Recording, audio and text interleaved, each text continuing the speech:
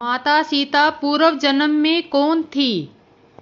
कौन थी माता सीता? पौराणिक कथा। धार्मिक कथा। पौराणिक कथाओं के अनुसार कई धार्मिक ग्रंथों में कहा जाता है कि पूर्व जन्म में माता सीता एक महान ऋषि की पुत्री थी जिसका नाम वेदवती था। वेदवती ने रावण को उसके समूल नाश का श्राप दिया था और वेदवती ही सीता का रूप लेके अवतरित हुई थी।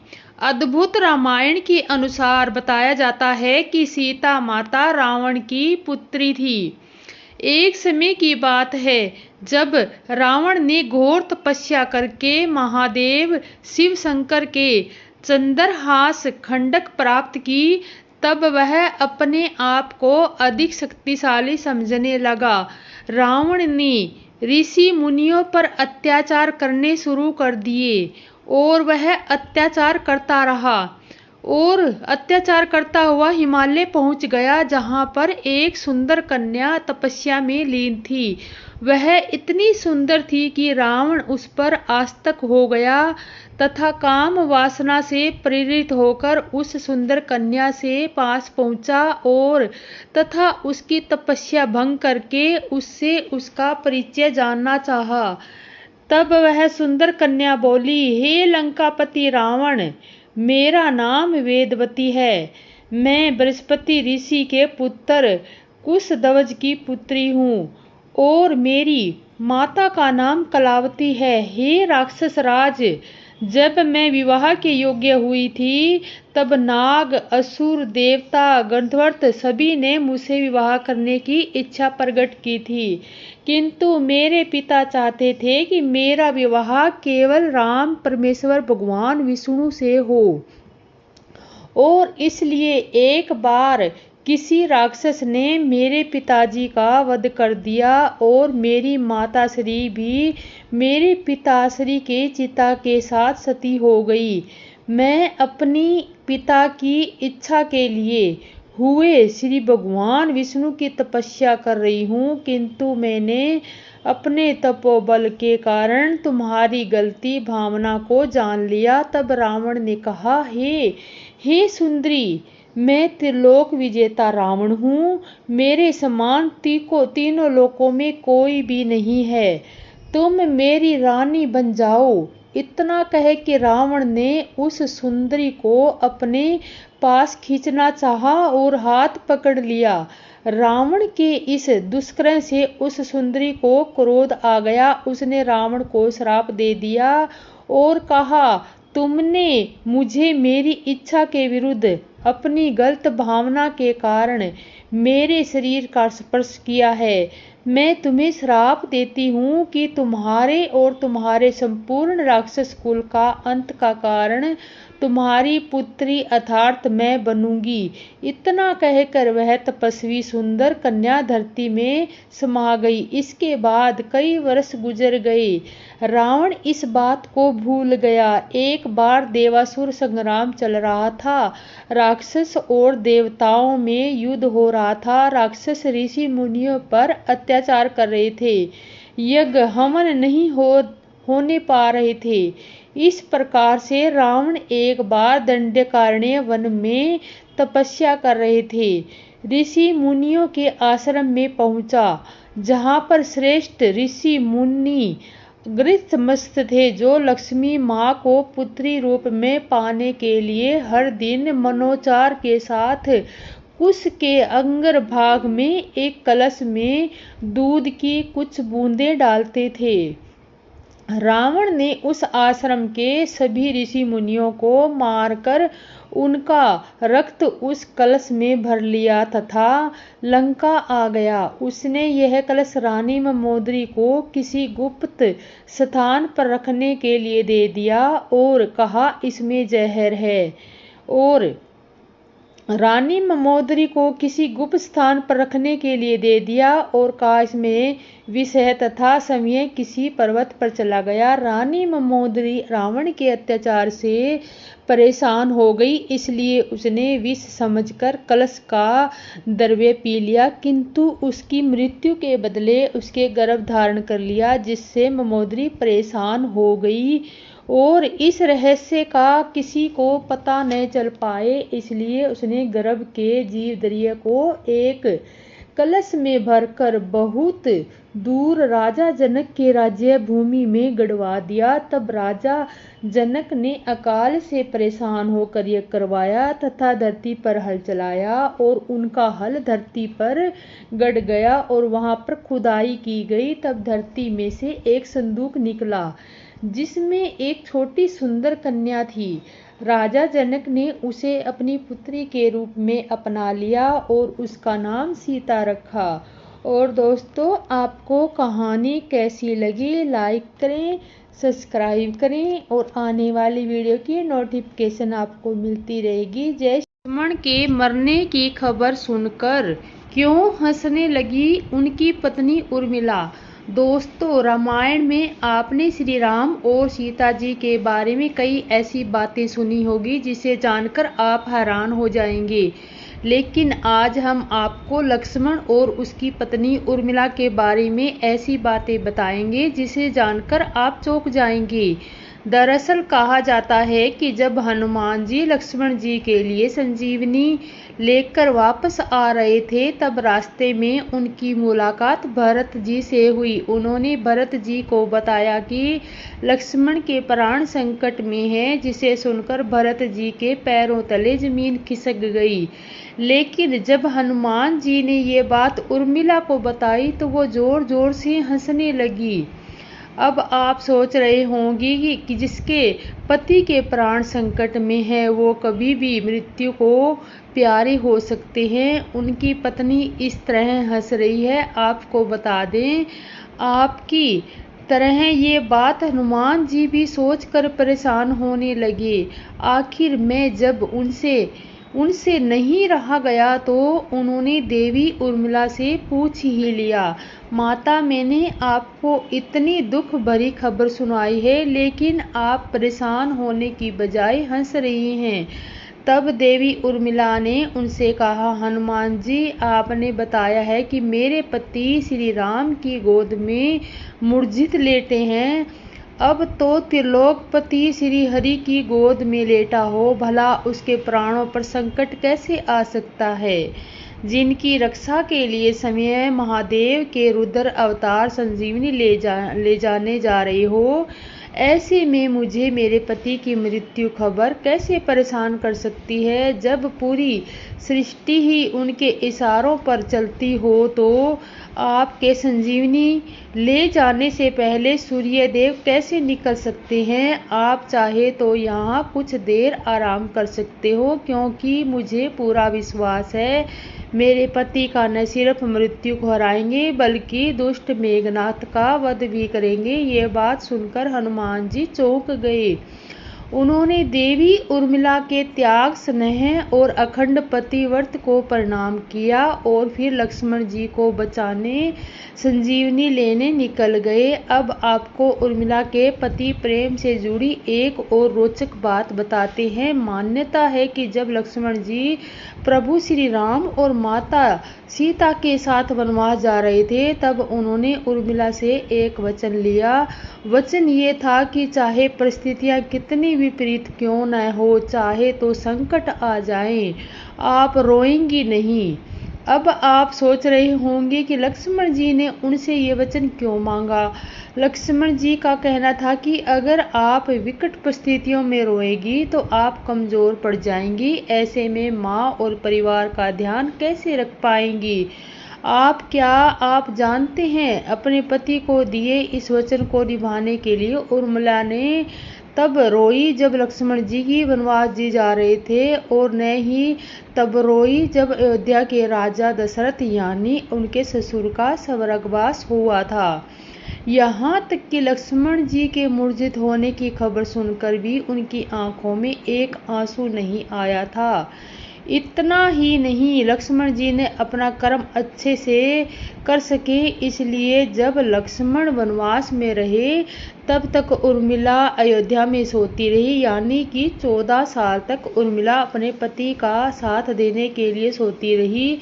क्या आप इसके पीछे की वजह जानते हैं? दरअसल वनवास के पहले दिन श्री राम और सीता तो सो गए, लेकिन उनकी सेवा और रक्षा के लिए लक्ष्मण जी रात भर जागते रहे। यह देखकर नींदर की देवी लक्ष्मण जी से मिलने आई और उन्होंने बताया कि वो जो कर रहे हैं वो प्रकृति के नियम के विरुद्ध है। इस पर लक्ष्मण जी ने उन्हें समझाया कि कहा है कि 14 साल तक के लिए उन्हें अकेला छोड़ दे, यानी कि 14 साल तक उन्हें नींद न आए, ताकि वो अपने भैया और भाभी की सेवा कर पाए। इस पर नींदर की देवी ने उन्हें बताया कि ऐसा नहीं हो सकता, ऐसा करना दृष्टि के नियम के खिलवाड़ करने जैसा होगा। लेकिन लक्ष्मण जी की सेवा भक्ति देखकर उनकी यह बात मान ली और उनसे कहा कि मैं 14 वर्षों तक आपके पास नहीं आऊंगी, लेकिन आपके हिस्से की नींद का भार किसी को उठाना पड़ेगा। इस पर लक्ष्मण जी ने कहा, अयोध्या में मेरी पत्नी उर्मिला कहती है कि आप उसे जाकर ये बात बताएं। नींद की देवी ये सारी घटना उर्मिला को बताई। तब उर्मिला ने उनसे कहा, अपने पति की नींद का भार मैं उठाऊंगी जब तक वो वनवास में रहेंगे, और ये नींद आप मुझे दे दीजिए। मैं अपना पत्नी धर्म निभाऊंगी, जिससे मेरे पति अपने छोटे भाई होने का धर्म अच्छे से निभा सके। इसलिए उर्मिला 14 साल तक सोती रही। आपको बता दें, उनके इसी तप के कारण लक्ष्मण जी मेघनाथ का वध कर पाए थे, क्योंकि मेघनाथ को केवल वही मार सकता था। और आपको कहानी कैसी लगी, लाइक करें, सब्सक्राइब करें और आने वाली वीडियो की नोटिफिकेशन आपको मिलती रहेगी। जय सिया राम। उनका प्यार देखकर लोग प्रेम में मगन हो गए और सब घोड़े, हाथी, रथों को छोड़कर उनमें उतरकर पैदल चलने लगे। तब श्री रामचंद्र जी की माता कौशल्या जी भरत जी के पास आकर उनको अपनी पालकी उनके नज़दीक खड़ी करके कोमल वाणी से बोली, हे बेटा, माता बलिया लेती है, तुम रथ पर चढ़ जाओ, नहीं तो सारा परिवार दुखी हो जाएगा। तुम्हारे पैदल चलने से सभी लोग पैदल चलेंगे, शौक के मारे सब दुबले हो रहे हैं, पैदल रास्ते के पैदल चलने के योग्य नहीं है। माता की आज्ञा को सिर चढ़ाकर वे उनके चरणों में सिर झुकाकर दोनों भाई रथ पर चढ़कर चलने लगे। पहले दिन तपस्या पर वास मुकाम करके दूसरा मुकाम गोमती के तीर पर किया। कोई दूध ही पीते, कोई फलाहार करते और कुछ लोग रात को एक ही बार भोजन करते हैं। भूषण और भोग विलास को छोड़कर सब लोग श्री रामचंद्र जी के लिए नियम और व्रत करते हैं। रात भर सई नदी के तीर पर निवास करके सुबह ही वहां से चल दिए और सब मंगेश्वरपुर के पास जा पहुंचे। निषाद राज ने सब समाचार सुने तो वह दुखी होकर हृदय में विचार करने लगा, क्या कारण है जो भरत वन को जा रहे हैं। मन में कुछ कपट भाव जरूर है। अगर मन में कुटिलता न होती तो साथ में सेना क्यों ले चले हैं। समझते हैं कि छोटे भाई लक्ष्मण सहित श्री राम को मार कर सुख के निष्कंठ राज्य करूँगा। भरत ने हृदय में राजनीतिक को जगह नहीं दी, राजनीतिक का विचार नहीं किया। तब पहले तो कलंक को लगा था कि अब तो जीवन से ही हाथ धोना पड़ेगा। सब देवताओं और दैत्य वीर जुट जाएं तो भी श्री राम जी को रण में जीतने वाला कोई नहीं है। भरत को ऐसा कह रहे हैं, इसमें आश्चर्य ही क्या है। विष की बेलें अमृत फल कभी नहीं फलती। ऐसा विचार कर निषाद राज ने अपनी जाति वालों से कहा, सब लोग सावधान हो जाओ, नावों में हाथ कर लो और फिर उन्हें डुबाकर तथा सब घाटों को रोक दो। सुजित होकर घाटों को रोक लो और सब लोग मरने की साज सजाकर अर्थात भरत से युद्ध में लड़कर मरने के लिए तैयार हो जाओ। मैं भरत के मैदान में लोहा लूंगा, मुड़खेड़ करूंगा और जीते जी उन्हें गंगा पार न उतरने दूंगा। युद्ध में मरण, फिर गंगा जी का तट, श्री राम जी का काम और क्षण बगुर शरीर जो चाहे सब नाश हो जाए। भरत श्री राम जी के भाई को राजा उनके हाथ से मरना और नीच सेवक बड़े भाग्य से ऐसी मृत्यु मिलती है। मैं स्वामी के साथ के लिए रण में लड़ाई करूंगा और 14 लोकों को अपने यश से उज्जवल कर दूंगा। श्री रघुनाथ जी के निमित्त प्राण त्याग दूंगा। मेरे तो दोनों ही हाथों में आनंद के लड्डू हैं, अर्थात विजय हो गया और राम सेवक का यज्ञ प्राप्त करूंगा और मारा गया तो भी श्री राम जी की नित्य सेवा प्राप्त करूंगा। साधुओं के समाज में जिसको गिनती नहीं है, वह श्री राम जी के भक्तों में जिसका स्थान नहीं है, वह जगत में धरती का बोझ होकर व्यर्थ ही जीता है। वह माता के यौवन रूपी वृक्ष के काटने के लिए कुल्हाड़ा माता। इस प्रकार श्री रामचंद्र जी के लिए प्राण समर्पण का निश्चय करके निषाद राज विषाद से रहित हो गया और उसका उत्साह बढ़ाकर श्री रामचंद्र जी का स्मरण करके उसके तुरंत ही तरकस, धनुष और कवच मांगा। उसने कहा, हे भाइयों, जल्दी करो और सब सामान सजाओ। मेरी आज्ञा सुनकर कोई मन में कायरता न लाए। सब हर्ष के साथ बोल उठे, हे नाथ, बहुत अच्छा, और आपस में एक दूसरे का जोश बढ़ाने लगे। निषाद राज और जोहकार कर कर के वे निषाद चले।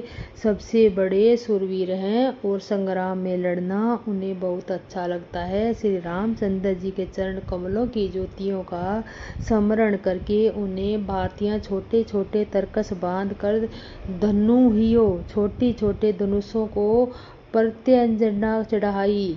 कवच पहनकर सिर और लोहे की टोप रखते हैं और फरसे, भाले तथा बर्छों को सीधा कर रहे हैं, सुधार रहे हैं। कोई तलवार के वार को रोकने में बड़े ही कुशल हैं। वे ऐसे उमंग से भरे हैं जैसे धरती छोड़कर आकाश में कूदकर उछल रहे हों। अपना अपना साज समाज, लड़ाई का सामान और दल बनाकर उन्होंने निषाद राजगृह को जोहार की। निषाद राज ने सुंदर यदाओं को देखकर सबको सुयोग्य जानकर नाम ले लेकर सबका आदर किया। उसने कहा, हे भाइयों, धोखा न लाना, आज मेरा बड़ा भारी काम है। यह सुनकर सब योद्धा बड़े जोश के साथ बोले, हे वीर, अधीर मत हो।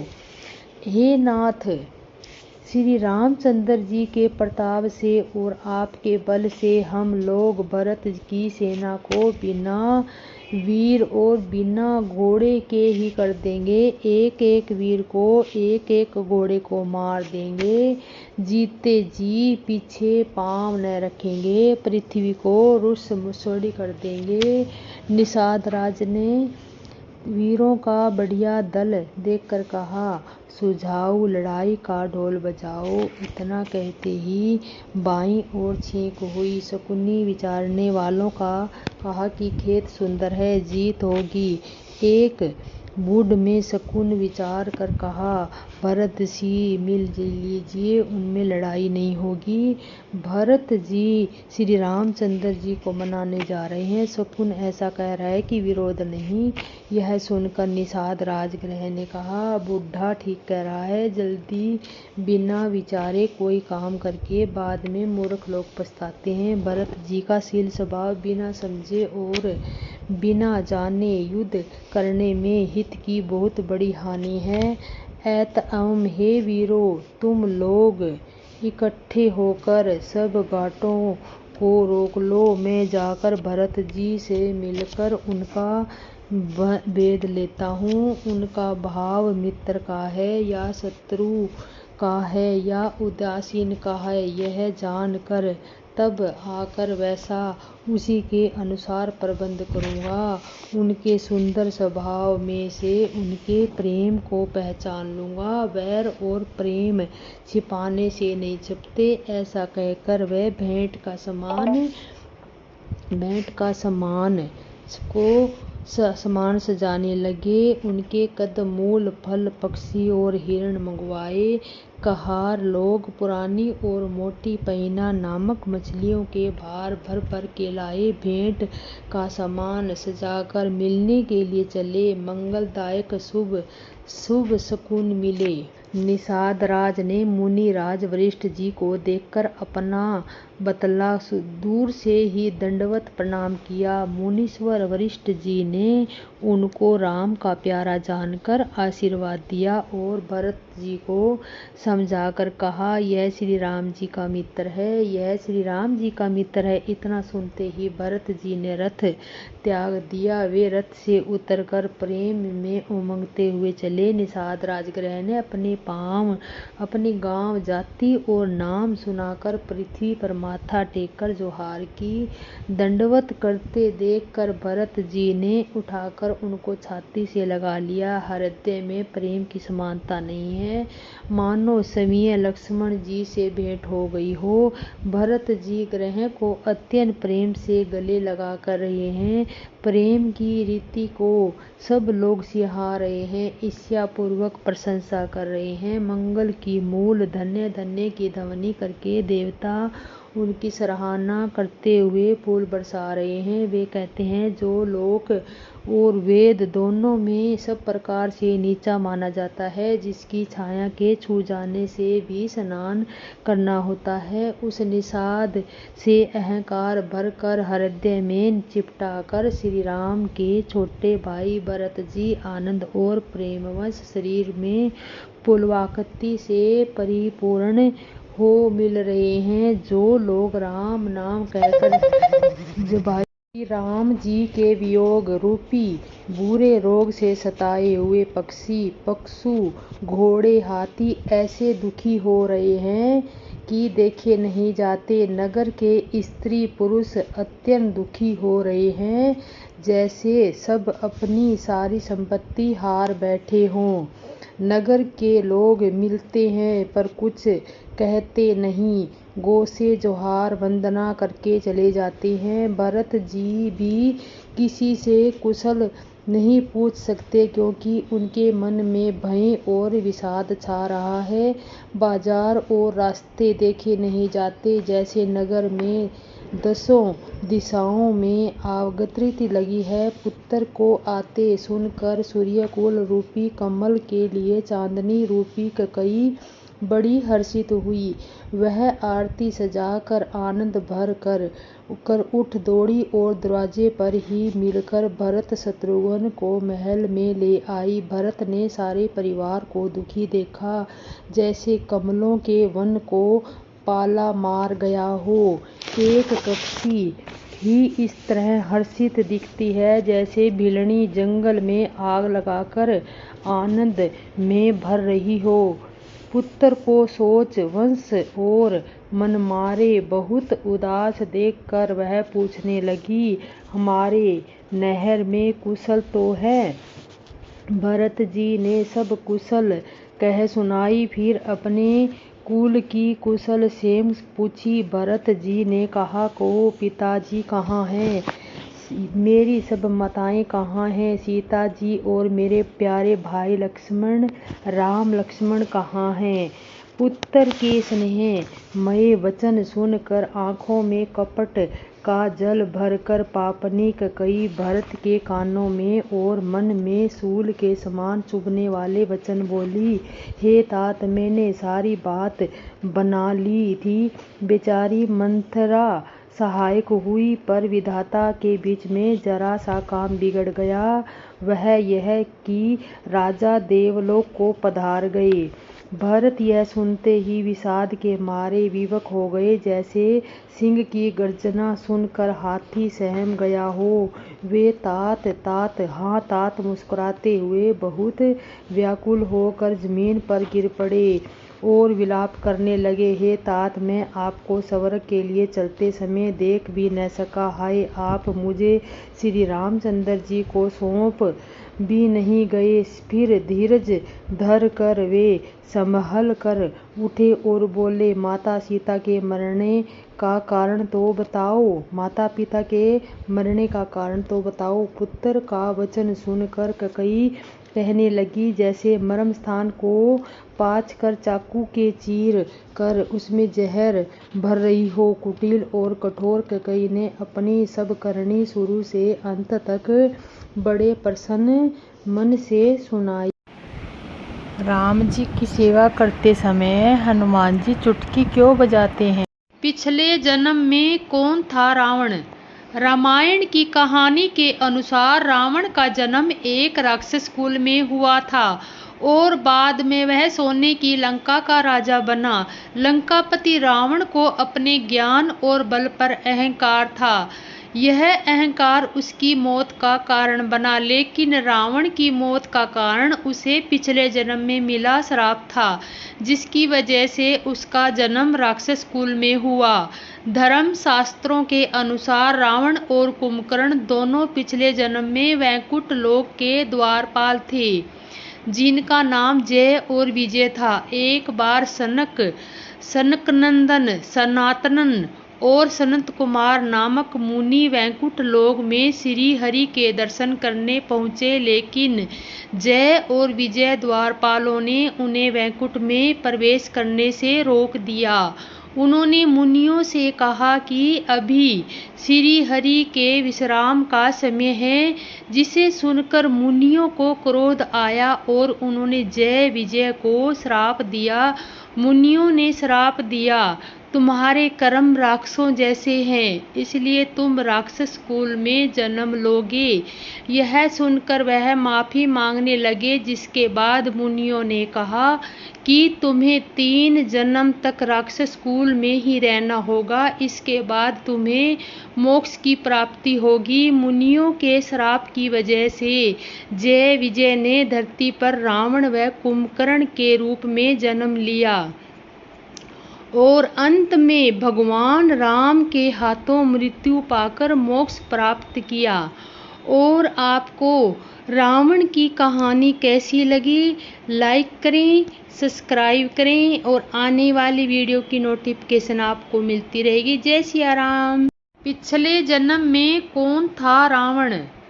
रामायण की कहानी के अनुसार रावण का जन्म एक राक्षस कुल में हुआ था और बाद में वह सोने की लंका का राजा बना। लंकापति रावण को अपने ज्ञान और बल पर अहंकार था। यह अहंकार उसकी मौत का कारण बना, लेकिन रावण की मौत का कारण उसे पिछले जन्म में मिला श्राप था, जिसकी वजह से उसका जन्म राक्षस कुल में हुआ था। धर्म शास्त्रों के अनुसार रावण और कुंभकर्ण दोनों पिछले जन्म में वैकुंठ लोक के द्वारपाल थे, जिसका नाम जय और विजय था। एक बार सनक, संतन, सनातन और संतन कुमार नामक मुनि वैकुंठ लोक में श्री हरि के दर्शन करने पहुँचे, लेकिन जय और विजय द्वारपालों ने उन्हें वैकुंठ में प्रवेश करने से रोक दिया। उन्होंने मुनियों से कहा कि अभी श्री हरि के विश्राम का समय है, जिसे सुनकर मुनियों को क्रोध आया और उन्होंने जय विजय को श्राप दिया।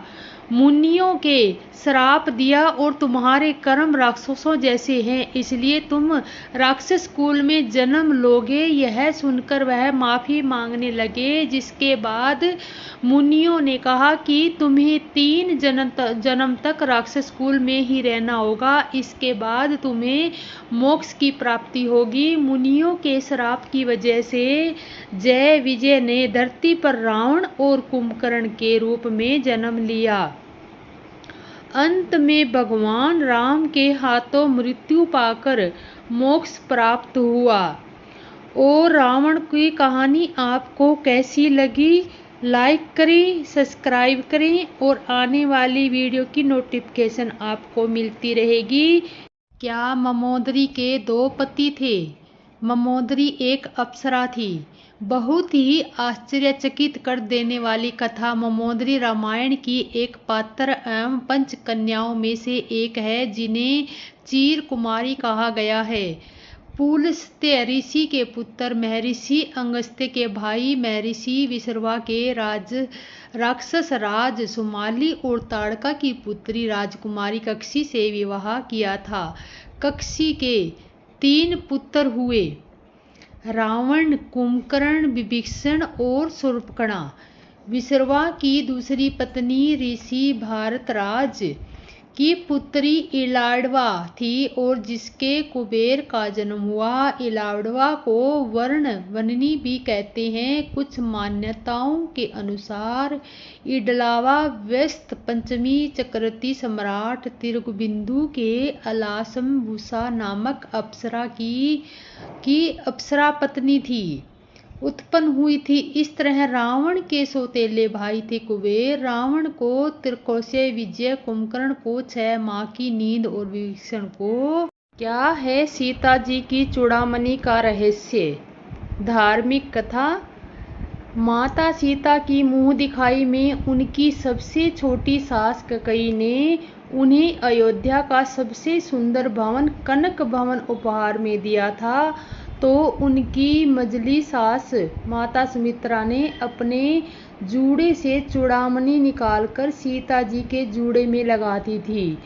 वहां उपस्थित लोगों को आश्चर्य हुआ कि माता कैकेयी ने तो मुंह दिखाई में कनक भवन की रत्न जटित कुंजी बहु सीता के आंचल में बांध दिया, जबकि माता सुमित्रा ने तो केवल अपने जूड़े से निकालकर यह छोटी चूड़ामणि जनक नंदिनी को उपहार में दी थी। यह तो बड़ी कृपल कंजूस है। तब कुरुकुल महर्षि वशिष्ठ जी ने उनकी उपस्थितियों की चूड़ामणि की महिमा और इतिहास बताते हुए कहा कि चूड़ामणि जूड़े में लगाए जाने वाला वह आभूषण है जिसकी समानता केवल श्री मंत्रनारायण के हृदय में शोभायान कौस्तु मणि ही कर सकती है। संसार के समस्त आभूषण मिलकर इस चूड़ामणि की समानता नहीं कर सकते। कहाँ से आई है ये दिव्य चूड़ामणि? देवताओं और दानवों द्वारा अमृत प्राप्ति के लिए गए समुद्र मंथन में एक करके 14 रत्न लक्ष्मी कृपालु वानुसुसत्रा महालक्ष्मी के प्रकट से पहले उन्हीं के समान रूप रंग वाली अपूर्ण सुंदरी रत्न कांदनी, जो कि समुद्र नया थी, प्रकट हुई। भगवान श्री हरिश्चंद्र को देखते ही भगवान रत्न काननी नंदिनी अपना हृदय उन्हें समर्पित कर बैठी। तभी भगवान की नित्य शक्ति शिरोध्यता साक्षात महामाया लक्ष्मी जी प्रकट हो गई। उन्हें देखकर ऐसा जान पड़ता है मानो चमकती हुई बिजली प्रकट हो गई हो। उनके हाथों में सुशोभित सफेद, नीले, पीले, लाल और कुबेरी इन 5 रंगों की कमल माला समस्त गुणों के आकर्षण के विरोध में भगवान राम को पहना दी और चुपचाप उनके अनुग्रह प्रतीक्षा करती हुई उनके समुद्र सी जेठ से पुत्री मन में मोस कर खड़ी रही। उनके मन के भावों को जानकर हरि समय ही जाकर मैं तुम्हारे मन के भावों को जानता हूँ। पृथ्वी का भार हरने के लिए जब जब अवतार धारण करूंगा तब तक मेरी सहारणी शक्ति के रूप में अवतरित होगी। कलयुग के अंत की कल्प रूप में जब प्रकट होऊंगा तब तुम्हें पूरी तरह से मनोकामना पूर्ति के लिए तप करो। तब रत्नधारी नंदिनी ने अपने पिता द्वारा दी गई रत्न जड़ित चूड़ामणि, जिसे विश्वकर्मा ने बनाया था, अपने जूड़े से निकालकर हरि को भेंट में कर दी और तप करने के लिए चली गई। भगवान श्री हरि ने चूड़ामणि के पास खड़े देवराज इंद्र को भेंट में दी, क्योंकि वह उसे ललचाई दृष्टि से देख रहे थे। इंद्र ने वह चूड़ामणि रुक्मिणी केशों में सजा दी। देवराज इंद्र सभासद बहुत दुखी थे और उसे पराजित नहीं कर पा सके। उन्होंने शंबसासुर ने युद्ध में महाराजा दशरथ से सहायता मांगी। महारानी कैकेयी ने अपने पिता से यहाँ शस्त्र चलाना सीखा था और वे रथ को हाँकने की विद्या की प्राप्ति उसकी सहायता से महाराजा दशरथ ने शंबासुर को परास्त कर दिया। देवराज इंद्र के आमंत्रण पर महारानी कैकेयी के साथ संदेह विरुद्ध गए। इस अवसर पर इंद्र ने महाराज दशरथ को स्वर्गलोक में मंदाकिनी जी के राजहंसों के राजपट भेंट किए और इंद्राणी चूड़ामणि महारानी कैकेयी को भेंट में देते हुए कहा कि जिस स्त्री के केसों में यह दिव्य चूड़ामणि रहेगी उसका सौभाग्य अखंड रहेगा, उसके पति के राज में अकाल और अतिवृष्टि जैसी आपदाएं नहीं आएंगी और कोई शत्रु उन्हें पराजित नहीं कर सकेगा। महारानी कैकेयी ने अयोध्या में आकर वह चूड़ामणि यह सोचकर सुमित्रा जी को दे दी थी कि मुझे तो महाराजा दशरथ और प्रजा का प्यार वैसे ही सबसे ज्यादा मिल रहा है। मजली रानी सुमित्रा रात दिन परिवार की सुख सुविधा में लगी रहती है। हमारा सौभाग्य भी एक ही है, अतः इसकी असली किरदार तो सुमित्रा ही है। प्रभु श्री राम के विवाह के बाद माँ जानकी की मुँह दिखाई की रस्म शुरू हुई। कृपा की मूर्ति महारानी सुमित्रा ने जब घूंघट की ओर से जनक दुलारी को और वास्तव नववधू को सौभाग्य का आशीर्वाद देते हुए उनके केसों में सजी चूड़ामणि को निकालकर जानकी जी के जोड़े में सजा दी। वनवास के लिए जाते समय सीता जी ने काश्य साड़ी तो धारण कर ली, परंतु कुलगुरु वशिष्ठ और उनकी पत्नी अरुंधति के कहने पर आभूषणों को त्याग नहीं किया। रावण द्वारा हरण किए जाने पर वह पुष्प विमान से अपने आभूषणों को जगह जगह डालती रही। लंका पहुंचने तक केवल चूड़ामणि ही उसके पास रही थी।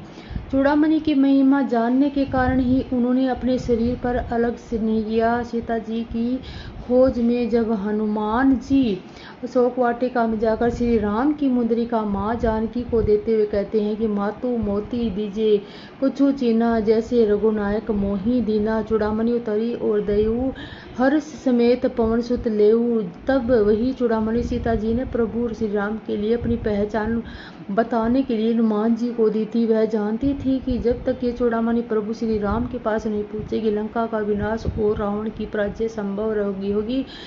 अगर यह प्रसंग आपको पसंद आया है तो लाइक करें, सब्सक्राइब करें और आने वाली वीडियो की नोटिफिकेशन आपको मिलती रहेगी। क्या है सीता जी की चूड़ामणि का रहस्य? धार्मिक कथा।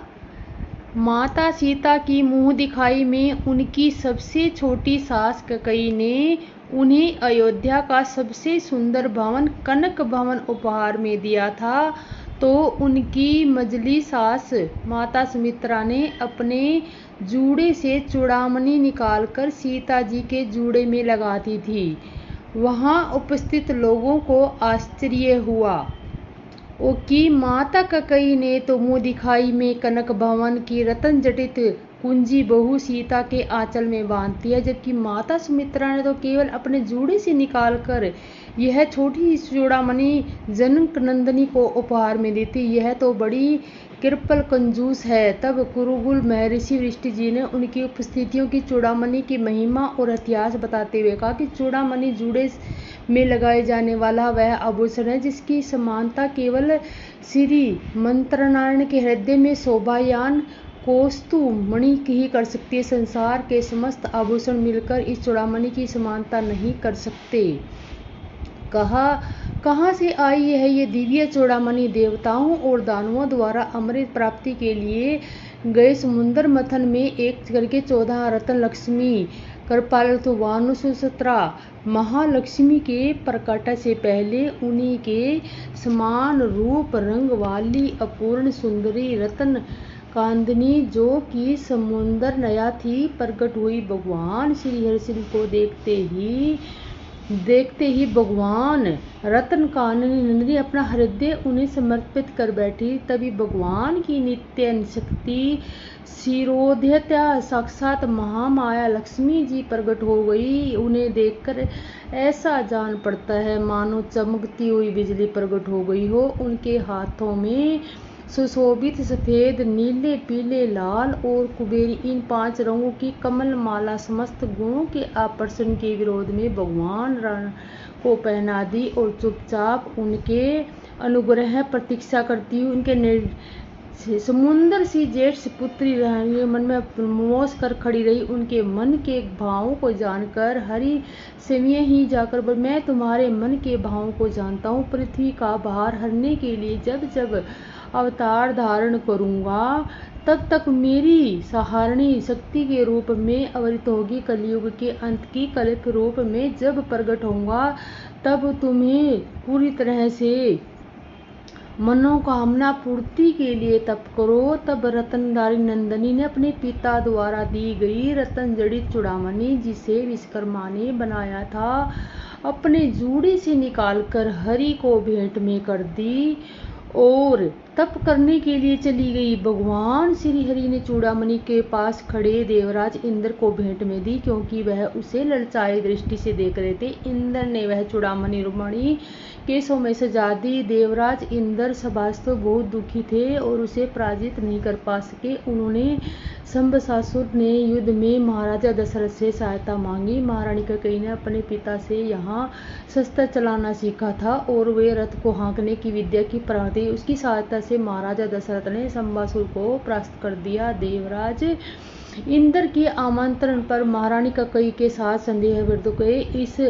इस अवसर पर इंद्र ने महाराज दशरथ को स्वर्गलोक में मंदाकिनी जी के राजहंसों के राजपट भेंट किए और इंद्राणी चूड़ामणि महारानी कैकेयी को भेंट में देते हुए कहा कि जिस स्त्री के केसों में यह दिव्य चूड़ामणि रहेगी उसका सौभाग्य अखंड रहेगा। उसके पति के राज में अकाल और अतिवृष्टि जैसी आपदाएं नहीं आएंगी और कोई शत्रु उन्हें पराजित नहीं कर सकेगा। महारानी कैकेयी ने अयोध्या में आकर वह चूड़ामणि यह सोचकर सुमित्रा जी को दे दी थी कि मुझे तो महाराजा दशरथ और प्रजा का प्यार वैसे ही सबसे ज्यादा मिल रहा है। मजली रानी सुमित्रा रात दिन परिवार की सुख सुविधा में लगी रहती है। हमारा सौभाग्य भी एक ही है, अतः इसकी असली किरदार तो सुमित्रा ही है। प्रभु श्री राम के विवाह के बाद माँ जानकी की मुँह दिखाई की रस्म शुरू हुई। कृपा की मूर्ति महारानी सुमित्रा ने जब घूंघट की ओर से जनक दुलारी को और वास्तव नववधू को सौभाग्य का आशीर्वाद देते हुए उनके